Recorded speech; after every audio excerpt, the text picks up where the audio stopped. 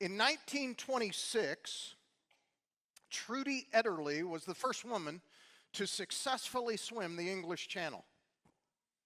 Her objective was to swim the approximate 22 miles from shoreline of France to the cliffs of Dover in England. The swim itself would actually take about 35 miles because of fighting the currents. By the time that Trudy Ederle was finishing, it was dark. The boat that was accompanying her could no longer cruise beside her because the area before you reach England is known as the shallows, and ships can bottom out. Ederle began to swim, but with nothing to fix her eyes on, she became disoriented. It was dark. She became confused and lost all sense of whether she was swimming in the right direction or not. And if she began swimming in the wrong direction, she could be led to the open ocean, and with no light for the next 6 hours, there was a possibility of drowning. Just about that time that she lost all hope, a group of British locals who understood the dangers lit a series of bonfires along the Dover cliffs. The thinking was, if Trudy caught a glimpse of the bonfires, it would lead her in the right direction. That's exactly what happened. Catching a visual of the fires, Trudy altered her course, and she swam the last mile in the right direction, reaching shoreline and making history. Last week, we introduced you to a ship that the Apostle Paul was on, that was on a journey from the shoreline of Israel to Italy, specifically to Rome. It was a journey that would last 1,920 miles if they stayed on course. And in the context, Paul had requested an audience with Caesar, the emperor of Rome. Paul had been accused of sedition and held prisoner in Caesarea, which is on the shore of Israel, for over 2 years. After attempting to defend himself, the Roman authority Festus and the Jewish puppet king Agrippa found no grounds to keep him in jail any longer. But they were required by law to send Paul to Rome to be judged by Caesar, the emperor of Rome. And we know that Paul would continue to minister in Rome. We know that he would share the gospel with Caesar himself. And as a prisoner, he would pen 4 more letters that would make it into our New Testament: Ephesians, Colossians, Philippians, and Philemon. But as Paul is traveling in a ship across the Mediterranean Sea, from a human standpoint, it looked like Paul and the crew would be lost at sea. In chapters 27, verses 1 through 8, we covered last week, I want to show you a map that describes Paul's journey. Paul is on a ship. The ship is only 140 feet long. It is 30 feet wide. It is carrying grain to be sold in Rome. Paul is under a Roman officer's surveillance. They are simply hitching a ride. There are a group of criminals that are under arrest making the journey as well, but Paul had preferential treatment because he was a citizen of Rome and considered a political prisoner, not a common criminal. So they are traveling from Caesarea to Sidon, from Sidon to Myra, from Myra to Cnidus, from Cnidus to Salmone, which is on the east side of the island of Crete. And there they would travel to Fair Havens, which is on the southern part of the island of Crete. And that's where their trip got a little dicey. They are traveling during the high danger season. It's around November. And then it happened. A violent wind takes over. It is called the Euraquila. That's the name of the storm. Euraquila means east by northeast wind. And this wind causes typhoon-like conditions. It is described in verses 13 through 26. The ship that they were on became a toy in the current. In verse 20, it said the sailors couldn't see the sun or the stars for 14 days in a row, sailing out in the Mediterranean, just getting tossed to and fro in this Euraquila. The crew was hopeless. That is, until one on the ship spoke some sense into the situation. When a storm hits, the one who leads is the one with the inside scoop on hope, and that would be the Apostle Paul. We learned last week that storms come in all sorts of shapes and sizes, don't they? They come in the form of a cancer diagnosis, maybe a divorce, death of a loved one, loss of a job, betrayal, a disability. And we think our trouble will be over when the storm ends. But wisdom teaches us something else. We know that because there is just another storm around the next corner, that doesn't alleviate our problems. Our hope needs to be anchored in the person of Jesus himself, so that the storm doesn't control us.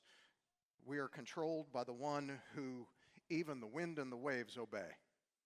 And so we concluded last week, why does God allow us to go through storms? Well, the simple answer is so that we will throw the cargo overboard, figuratively in our life, that we think we're getting life out of. God carries us in the midst of a storm to a place stripped of all resources, that is, except him. Because in the storm, we realize Jesus is the only resource we really need. Now, in chapter 27, verses 27 through 29, Paul and the crew of 276 men have been caught up in this Mediterranean Sea washing machine for 2 weeks. Last week, after the sermon, I was talking with Sook, a member of our church, and she said that one time she was in a storm for 1 day, and she wanted nothing more to ever do with a ship or a storm. But for 14 days in a row, they're in a washing machine, figuratively. This ship is getting tossed to and fro, and the one that is at the helm is the storm. It's the Aquila itself. In the storm, we realize Jesus is the only resource we need, and this Egyptian crew of 276, under Paul's guidance, are now praying to the one that you and I know is the only one that the wind and the waves obey. The sailors are praying, but they're still pretty scared. And when you're scared, you don't always do that which is in everyone's best interest. In fact, sometimes you take matters into your own hands. And as we pick it up in verses 30 through 32, that's what the sailors attempt to do. They start taking matters into their own hands. Let me read. I'm reading from the New American Standard Version, starting in verse 30.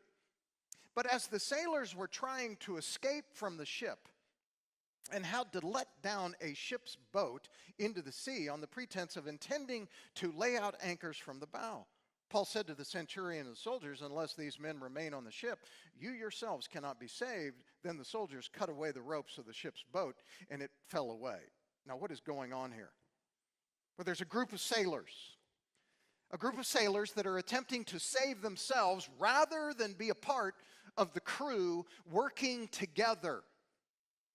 On any big ship, there's a small boat. It's called a skiff. And this group is attempting to steal the skiff.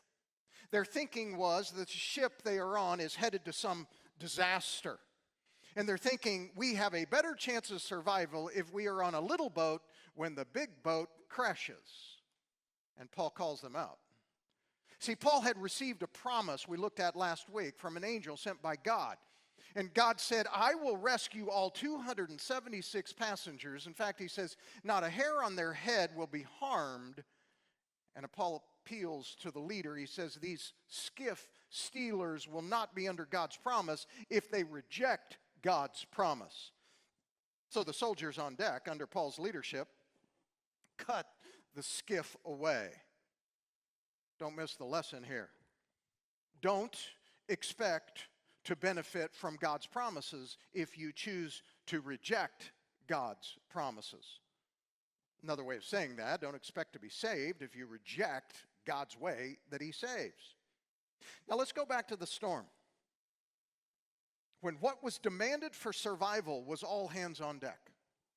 What was demanded for survival was cooperating and trusting together. And Paul is calling out this group that wanted to steal the skiff so they could get away. And Paul is pointing out this me stuff is unacceptable.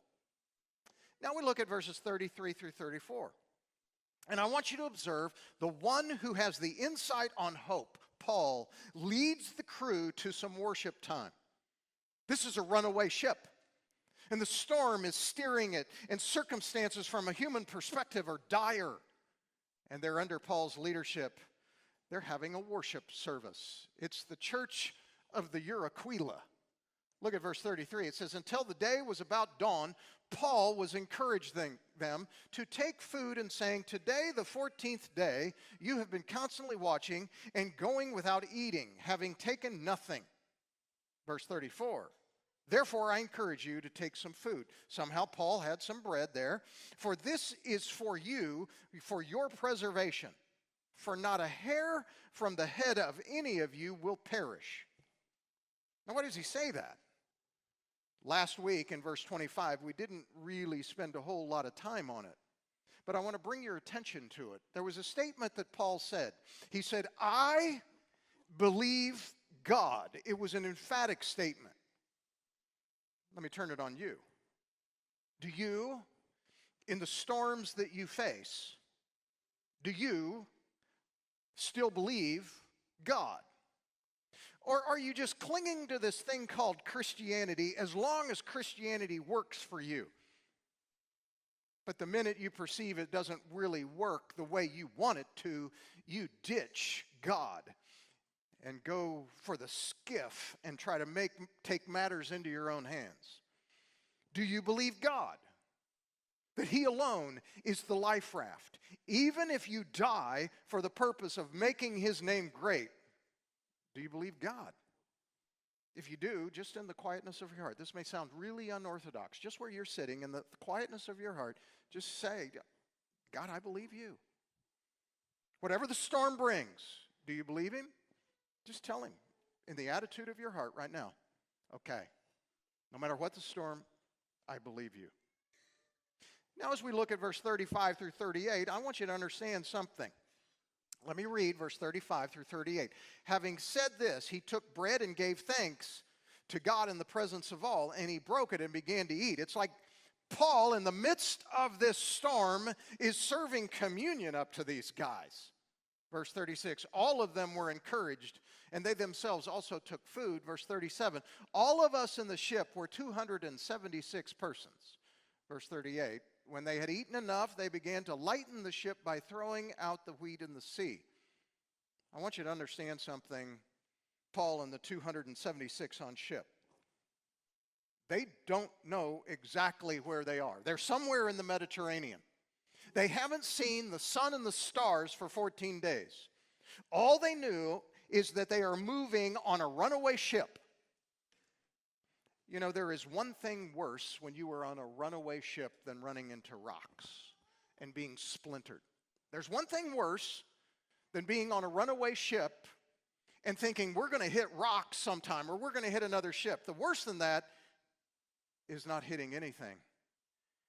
Because if they miss a certain island that you and I know as Malta in the middle of the Mediterranean Sea, they are going to go on indefinitely and get tossed to and fro. And if you think 14 days has been bad, add another 14 days in the storm. And so for them at that point in time, the one thing worse than hitting rocks, because if we hit rocks, at least there's a chance, because rocks are normally connected to bigger rocks, which are connected to land. And if we hit rocks, then maybe we can survive. And now they realize the thought of not hitting something becomes more terrifying than crashing in to something. Just like Trudy Ederle, unless God shows up and directs them into a shoreline, they will be lost at sea. Then it happened. God directs them to safety. God somehow gives them a glimpse of a figurative bonfire. We look in verse 39. When day came, they could not recognize the land, but they did observe a bay with a beach, and they resolved to drive the ship if they could. All of a sudden, there's a light that breaks through, and now they're able to see the sand on a beach. They're able to see something objective. And so they begin, if they can, to try to drive towards it. And so verse 40, and casting off their anchors. There's these special anchors that wouldn't go all the way to the bottom. They were anchors. They were like parachutes that they would throw out in the ocean that would slow the ship down. And so they casted out these anchors to slow themselves down. They left them in the sea, while at the same time they loosened the ropes of the rudders and hoisted the foresail into the wind, and so they could try to drive the ship into the beach. And it happened, verse 41, but striking the reef where two seas met, they ran the vessel aground, and the prow, the bottom of the ship, struck fast and remained immovable. But the stern began to be broken in the force of the waves. Get what's going on here. 14 days they saw nothing. No sun, no stars, but now evidently just enough light peeked through and caught the sand from the beach of the bay in Malta. Then all hands on deck. They loosened the ropes. They hoisted the sail. They headed to this lit beach. In verse 41 it says, where the two seas meet. Well, what is he talking about? Well, there is a sea called Adria that is between Greece and Italy, and it flows south down, and evidently it intersects right there with the Mediterranean Sea around Malta, and the ship was navigatable for just enough time, and they headed into this visible lit beach. And right as they hit, the ship becomes torn apart as it hits rock bottom, and yet all the passengers, including Paul, were able to make it to the shore. Had the beach not been visible, they would have floated right by it without ever knowing that they were just a short distance away. Like Trudy Everly, had she not seen the bonfires, she would have swam indefinitely, not knowing she was just a mile from shore. Had God not shown them just enough light to see the beach, they would have just floated right by. God is not afraid to put us in a storm. God is not afraid to bring us to a place of desperation. And when we are desperate enough, we will follow the light He reveals to us. See, when life is easy and when life is comfortable, we don't look for Him for our sustenance. But man, when we're in the throes of a storm, all we're looking for is the light that He can reveal to us. Trudy Ederle swam the channel in 1926. 24 years later, another young woman achieved the same remarkable feat in 1950. Her name was Florence Chadwick. 2 years later, Chadwick decided she would swim another challenge, swimming from Catalina Island about 26 miles to the shoreline of California. So with a boat, with a skilled oarsman, and Florence's mom, this boat would cut through the water alongside Florence. And this particular morning, there was a fog hanging over the water between Catalina Island and the shore of California. The water was rough. It was white capping. Chadwick struggled. She could never find her rhythm. Combine that with jellyfish stinging her and the water just working against her. And then on top of that, Florence Chadwick, she began to cramp up. She would tread water. They would toss her a piece of fruit. She would try to nourish herself on a piece of fruit. They'd toss her a canteen. She'd try to drink some water, but the cramping never stopped. The whole time her mom kept encouraging her, keep going, Flo, you can do this. And she would swim some more. She would stop. Finally, regrettably, she gave in. Said she couldn't go any further. So her mom complied. They helped her in the boat. And as Flo was standing up in the boat, drying off, her head now just above the fog line, what she saw was the shoreline was just a half mile away. You know, I think life is filled with storms. With fog, it's easy to focus on the wind and the waves. The wind and the waves come in some form. They're just like the pitfalls of life, all the circumstances that just don't seem to cooperate. Florence Chadwick, the next day, she was being interviewed, and she said, had I been able to see shoreline, I could have made it. I tell pastors all the time, I think our job is to help people see shoreline. Some people are able to find the light that God reveals, and they're able to see shoreline. For other people, all they see is trouble and the storms and the waves that life brings. The lesson for the 276 sailors that Paul was teaching, Jesus is the light that leads us through the storm. And when we refuse to look for Jesus in the storm, we will float right by our figurative Maltas even in the middle of the day. If we fail to look for Jesus when the wind and the waves are pounding away and the jellyfish are stinging, we will play the victim. And instead of raising our head, looking into the eyes of our Savior, if we fail to look for Jesus, we will complain about the discomforts that surround us. And we can always find something to blame for our misfortune.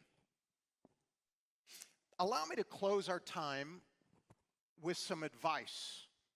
Some advice from another apostle. His name is Peter. In 1 Peter chapter 4, verse 12, Peter instructs us as believers. He says this.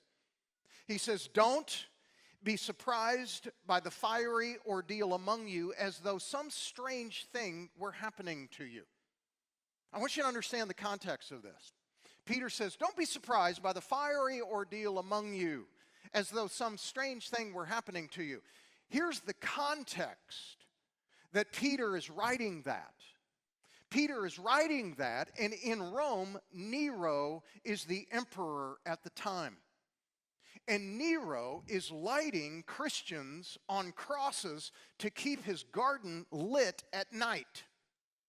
This is the context in which Peter is writing this. So when Peter says, don't be surprised at the fiery ordeal among you, he's not talking about, wow, I got a flat tire. He is talking about Christians being burnt alive on crosses in Nero's garden. Don't be surprised at the fiery ordeal among you as though some strange thing were happening to you. When Peter wrote that, I'm sure he was reminded by Jesus' words in John 16:33, when Jesus said, in this world you will have trouble. In this world you will have trouble. In other words, you know what? You're going to have storms. In this world you're going to have storms, and they're going to come. Don't be surprised. Don't be shocked. Now, if that is true, how do we as believers live in this? Well, again, let's lean into Peter's words, because in that same book, he gives us some words. He says, this is how you should then live. In 1 Peter chapter 2, verse 9, he says, basically he's saying, be the person in the storm you were created to be. I want you to hear me, please. Believer in Jesus Christ, be the person you were created to be in the storm. This is the instruction that Peter gives us. He says, you, believer, are a chosen race. You're a royal priest.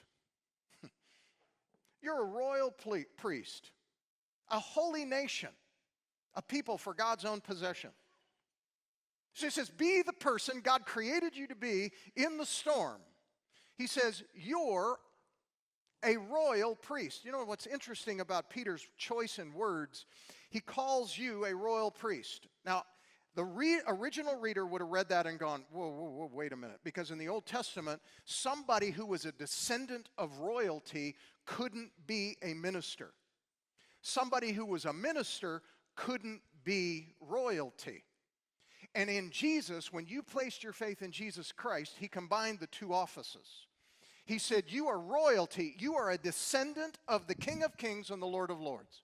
You have royal blood flowing in your veins. Be the person you were created to be, Christian, to be the royalty in the storm. But he also combines that. He says, hey, Christian, you are also equipped to be a priest, to be a minister in the storms of life. In other words, you in Jesus are built to reign on his behalf in the storm. You, Jesus' follower, are built to minister for him in the storm. So don't be surprised. Embrace your role. You know, I think so much of our time, we keep trying in our life, in our 21st century America, we try to avoid the storms of life. You've missed it, Christian. God built you for the storm. God didn't create you to avoid the storm. God built you to focus in the storm, to be His reigning descendant, to show people what He is like, to minister on His behalf in the storm. We were made to thrive in the storm. So I think we need to start acting like it. The objective of life is not to avoid the storms. The objective of life for a Christian is to behave like the King of Kings and the Lord of Lords. You are His descendant, and to behave accordingly in the storm, and to be His minister in the storm. At this time, I want my ushers to come forward to pass out the offering. Here's the question I want you to kind of contemplate, or here's the thought I want you to contemplate. Embrace your role. In your role, you were created in Christ to reign and to minister in the storm. If you would, go ahead and start passing out the plates. You were created to reign and minister in the storm. So start being the person you were created to be.